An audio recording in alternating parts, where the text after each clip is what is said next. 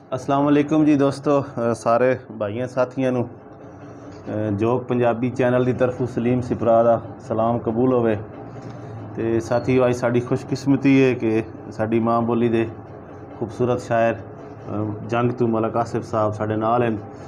तो असी जनाब मौका गनीमत जानते हैं, उन्होंने गुजारिश की है और कि सानू अपने कलाम तो मुस्तफीद करन।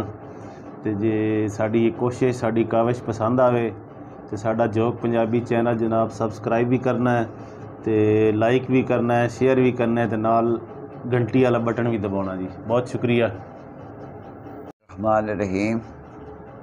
शुक्रिया सलीम भाई।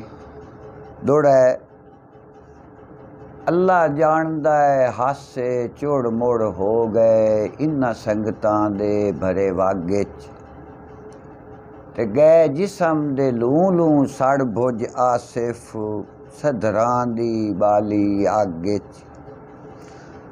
किस्मत दी बदली छाई माई हो गई हिक चढ़दे देंदे बागे कुछ बच्चे हन सा जिंदगानी चूं ओ भी देवने पाए गए लागे। वाह जी वाह, बहुत अच्छे मलक साहब।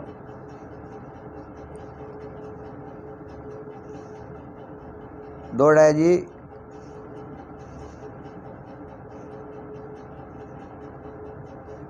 इन्हें वीट ना आटा ढिंगरां ते मैनू अंदर दा सालिस लड़िया है। इन्हें वीट ना आटा ढिंगरां ते मैनू अंदर दा सालिस लड़िया है। हर वारी आया है मुँह परने ओंदी ढाक ते जेड़ा चढ़िया है। लज नाल अनादियां संगलां विच मसे शी जज्बात दा कड़िया है।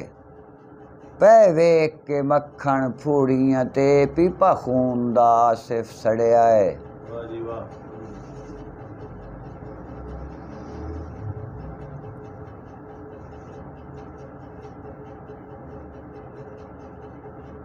दौड़ा जी कैं लापरवाह दी संगत दे विच साए साल जवानी हट गए। मेरे हुणे होए जाल मुहब्बतां दे अखी वेंदियां आसिफ वड गए। ते रही खेड़ खिदिंदी यक तरफा ताई मुलख तू वखरा ढड गए।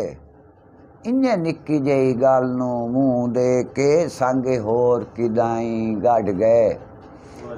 सलीम भाई आखिर ते दो बोलियां जी। किसे आख्या ना मारे कोई बोली ए बोलियां उजाड़ देंदियां।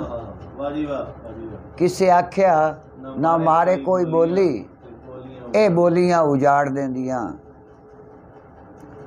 एक होर बोली जी कद वेड़े विचों मियाँ जदों ढाई बिरा नू बिरा दिस्या। शुक्रिया जी।